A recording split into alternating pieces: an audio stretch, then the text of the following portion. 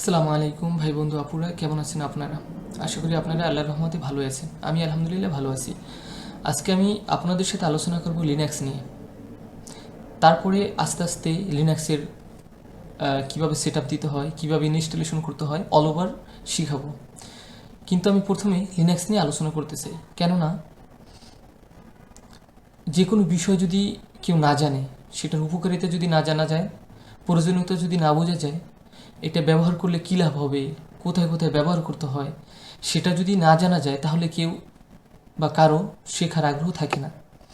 এই কারণে আমি চিন্তা করছি প্রথমে লিনাক্স নিয়ে আলোচনা করব। অ্যাকচুয়ালি লিনাক্স কি, লিনাক্স কোথায় ব্যবহার করতে হয়, লিনাক্স কিভাবে ব্যবহার করে, লিনাক্স ব্যবহার করলে আমি এক্সট্রা কী বেনিফিট পাবো, অল ওভার আমি আলোচনা করব। আসলে আশা করি আপনাদের ভালো লাগবে।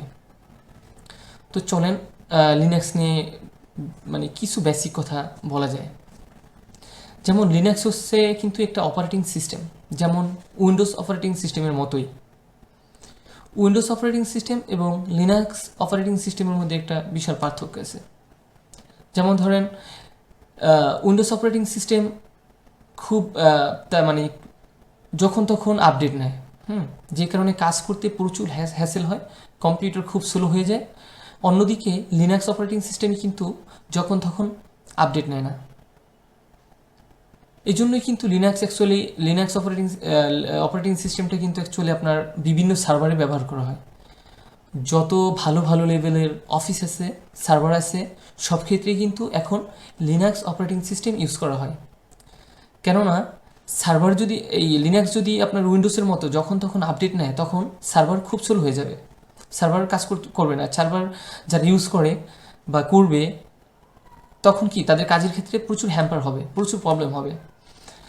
আর এই লিনাক্স দিয়ে যেই সার্ভারগুলো করা হয়, ওই সার্ভারগুলো কিন্তু কখনোই আপনার আপডেট নেয় না যখন তখন, যে কারণে খুব আরামসে ধীরে সুস্থে কাজ করা যায়। এটাই হচ্ছে একটা লিনাক্স এবং অপারেটিং সিস্টেমের মধ্যে লিনাক্স এবং উইন্ডোজ অপারেটিং সিস্টেমের মধ্যে একটা বিশাল পার্থক্য। অন্যদিকে আপনার হচ্ছে লিনাক্স দিয়ে আপনার কাস্টমাইজ করা খুব সহজ, আর উইন্ডোজ দিয়ে কাস্টমাইজ করা খুব সহজ না। কিন্তু লিনাক্স দিয়ে কাস্টমাইজ করা খুবই সহজ। তারপর লিনাক্স দিয়ে খুব সহজে কাজ করা যায়, সহজে বলতে আপনি যখন তখন কাস্টমাইজ করতে পারবেন, কিন্তু উইন্ডোজ দিয়ে যখন তখন কাস্টমাইজ করতে পারবেন না। কিন্তু লিনাক্স কিন্তু আবার উইন্ডোজের তুলনায় অন্য দিক দিয়ে আবার একটু কঠিন আছে। যেমন আপনি ইচ্ছা করলে উইন্ডোজ দিয়ে ক্লিকে কাজ করা, যেমন আপনি একটা ফোল্ডার কোড ক্রিয়েট করবেন, একটা দুইটা ক্লিকের মাধ্যমে একটা ফোল্ডার ক্রিয়েট হয়ে যায়। কিন্তু আপনি যখন লিনাক্স দিয়ে কোনো ফোল্ডার ক্রিয়েট করতে যান, তখন কিন্তু আপনার কমান্ডের মাধ্যমে টাইপ করে তারপরে আপনার একটা ফোল্ডার ক্রিয়েট করতে হয়। কোনো সফটওয়্যারে যদি কাজ করতে যান, এরকম কমান্ডের মাধ্যমে কাজ করতে হয়। এই কারণে এটা কিন্তু বেশি সিকিউরড। অন্যদিকে আপনার উইন্ডোজ অপারেটিং সিস্টেম কিন্তু বেশি সিকিউরড না। এটা ইউজার এবং কাস্টমার উভয়ের জন্যই কিন্তু খুব ইজি না, যে যেটাকে বলে রিস্কই আর কি। কিন্তু এখন এখানে কোশ্চেন থাকতে পারে, তারপরে কেন অ্যাকচুয়ালি উইন্ডোজ অপারেটিং সিস্টেম মানুষ ইউজ করে। এটা ইউজ করে একটা কারণ হচ্ছে এটা খুব সহজে ইউজ করা যায়, যে কেউ খুব অল্প সময় শিখে ইউজ করতে পারে। কিন্তু লিনাক্স শেখার জন্য আমাদের অনেক কমান্ড মুখস্থ করতে হয়, অনেক কিছু জানতে হয়, শিখে তারপরে এটা ব্যবহার করতে হয়, যে কেউ ইচ্ছা করলে ব্যবহার করতে পারে না। এই কারণে আসলে লিনাক্স এবং উইন্ডোজ অপারেটিং সিস্টেম, লিনাক্স বাদ দিয়ে মানুষ উইন্ডোজ অপারেটিং সিস্টেম ইউজ করে। কিন্তু যারা সিকিউরিটির কথা চিন্তা করে, রিস্কের কথা চিন্তা করে, তারা কিন্তু লিনাক্স অপারেটিং সিস্টেম ইউজ করে। এই জন্য আমাদের লিনাক্স অপারেটিং সিস্টেমটা শেখা মোস্ট ইম্পর্টেন্ট। কেননা এখন ম্যাক্সিমাম সার্ভারেই ডে বাই ডে সবাই লিনাক্সের দিকে আগাচ্ছে। সে কারণে আমরা যারা স্টুডেন্ট আছি, আমরা যারা আইটিতে আছি, আমরা যারা এখন শিখতেছি, আমরা যদি লিনাক্স নিয়ে পড়াশোনা না করি, লিনাক্স যদি না শিখি, তাহলে আমাদের কেরিয়ার কিন্তু খুব বেশি বিল্ড আপ হবে না। আমাদের কেরিয়ার যদি বিল্ড আপ করতে চাই, তাহলে অবশ্যই আমাদের লিনাক্স শিখতে হবে, তাহলে আমাদের সুন্দর একটা কেরিয়ার করা সম্ভব হবে। এই কারণে লিনাক্স আমরা শিখব। লিনাক্স আসলেই বর্তমান লাইফের জন্য মোস্ট ইম্পর্টেন্ট। যেমন ধরেন আমার কথাই যদি বলি, আমি লিনাক্সটা হাতে পেয়েছিলাম 2015 সালে, মেবি 2015 সালে। আর এই যে এটা দেখতেছেন, এটা একটা ফাইল শিট বলা যায়। এখানে অনেকগুলো ফাইল আছে, আমি আপনাদেরকে ডে বাই ডে শিখাবো, অনেকগুলো পেজ আছে। তো সেক্ষেত্রে এটা দেখেন, এই যে 2010 সালে এটা যে ক্রিয়েট করছে, সেটা 2010 সালে ক্রিয়েট করছে। আমি পেয়েছি, আমি এবং আমার বন্ধুরা পেয়েছিলাম হাতে আপনার 2015 সালে। আমাদের একটা অনারেবল স্যার, মিজান স্যার তার নাম, শরীয়তপুর পলিটেকনিক ইনস্টিটিউট থেকে আমি ডিপ্লোমা কমপ্লিট করেছি। তো যখন মেবি আমার তখন 6 সেমিস্টার চলে 2014-তে, তো ঠিক তখন আমাদের ওই অনারেবল মিজান স্যার এই লিনাক্সের এই কপিটা আমাদেরকে দিয়েছিল। কিন্তু স্যার হয়তো বা স্যারের কাছে ব্যাপারটা খুব ইজি মনে হয়েছিল, বা স্যার বুঝতে পারে না, এরকমটা হতে পারে, কি মনে করে জানে না, যে সে অ্যাকচুয়ালি এটা কেন শিখবো, কী কারণে শিখবো, শিখলে আমাদের কী উপকারিতা, শিখলে কোথায় কোথায় ব্যবহার করতে পারবো, আমাদের ফিউচার এটা কতটা গুরুত্বপূর্ণ, এত ডিটেলসভাবে আমাদের সাথে আলোচনা করে নেয়। যেই কারণে আমরা লিনাক্সের উপরে বিশেষ করে আমি গুরুত্ব দিই নাই। গুরুত্ব না দিলেও আমি ফাইলটা খুব যত্ন করে রেখে দিয়েছিলাম, যে স্যার যেহেতু দিয়েছে কোনো না কোনো সময় কাজে লাগতে পারে, বা এটা কোনো ইম্পর্টেন্ট বিষয় হতে পারে। দেখেন, রেখে দিয়েছিলাম 2015 সালে, আজকে 2022 সাল চলতেছে। 2022 সালে এসে যখন দেখলাম লিনাক্সের এত গুরুত্বপূর্ণ, এত এটার প্রয়োজনীয়তা, তখন এটা নিয়ে আমি আস্তে আস্তে রিসার্চ করা শুরু করলাম। আস্তে আস্তে আমি লিনাক্স শেখা শুরু করলাম। তো আল্লাহর রহমতে, আপনাদের দোয়া, এখন আমি আসলে অনেকটা শিখেছি। তো চিন্তা করলাম যে আপনাদেরকে একটু আসলে এটা সম্পর্কে অবগতি করি, কেননা অনেকেরই আগ্রহ থাকতে পারে, কিন্তু আগ্রহ আছে, শেখার কৌশল জানে না।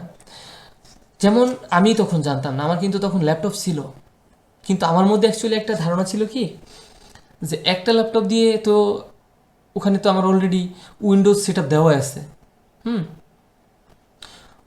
আমি তখন উইন্ডোজ 8 ইউজ করতাম, তো উইন্ডোজ তো সেট আপ দেওয়া আছে, এখন আমি লিনাক্স কীভাবে সেট আপ দেবো, আমার তো ল্যাপটপ একটা, তাহলে আমি দুইটা কীভাবে ইউজ করবো। তো আসলে একটা ল্যাপটপে যে দুইটা দেওয়া যায়, অ্যাকচুয়ালি আমি জানতাম না, হয়তো এটা আমি হয়তো বা অন্যদের তুলনায় কম জানতাম বা বুঝতাম না, এরকমটা হতে পারে।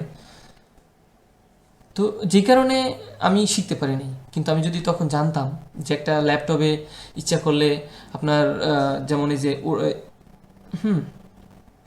Oracle VM virtual box use করে, তারপর আরও অন্য সফটওয়্যার আছে, এগুলো ইউজ করে একসাথে আমি লিনাক্স এবং উইন্ডোজ দুইটাই ইউজ করতে পারি বা পারবো বা শিখতে পারবো, তখন কিন্তু জানতাম না।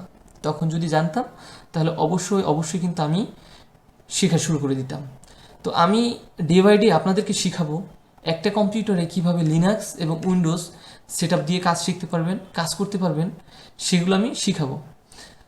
তো আপনাদের যদি শেখার আগ্রহ থাকে, অবশ্যই আমার চ্যানেলটিকে সাবস্ক্রাইব করবেন, এবং কি কি আপনারা শিখতে চান, কোন কোন বিষয় জানতে চান, অবশ্যই আমাকে কমেন্টস করে জানাবেন। আমার চ্যানেলটিকে অবশ্যই লাইক দিবেন, এটা আপনাদের কাছে আমার প্রত্যাশা রইল। আপনাদেরকে একদম লিনাক্সের A to Z যতটুকু পসিবল হয় সম্পূর্ণটা শেখাবো। আসলে বাস্তব লাইফে লিনাক্স কিন্তু মোস্ট ইম্পর্টেন্ট একটা পার্ট। আমাদের অবশ্যই সবার লিনাক্স শেখা দরকার।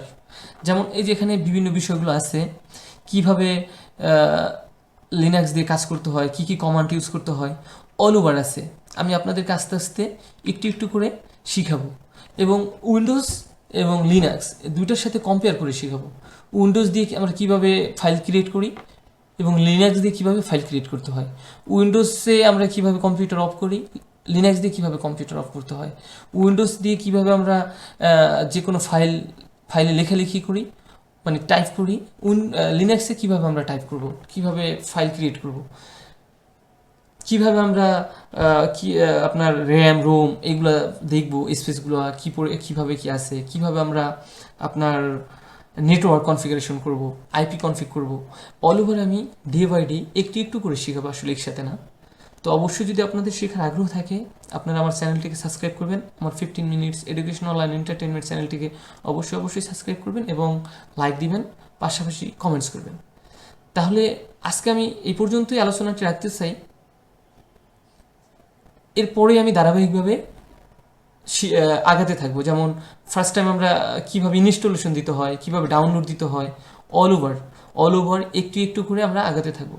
যদি ভিডিওটি আপনাদের ভালো লাগে অবশ্যই লাইক, কমেন্ট এবং সাবস্ক্রাইব করবেন। আসসালামু আলাইকুম। আজকে এই পর্যন্তই। আল্লাহ হাফেজ।